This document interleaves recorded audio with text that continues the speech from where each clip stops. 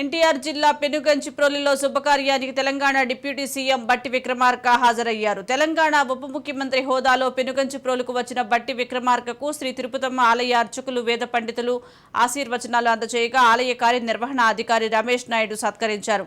తిరుపతమ్మ అమ్మవారి దేవస్థానం మాజీ చైర్మన్ నూతులపాటి చెన్నకేశవరావు అమ్మవారి చిత్రపటాన్ని బహూకరించారు. డిప్యూటీ సీఎం విక్రమార్క రావడంతో అభిమానులు ఫోటోలు దిగేందుకు పెద్ద ఎత్తున పోటీ పడ్డారు.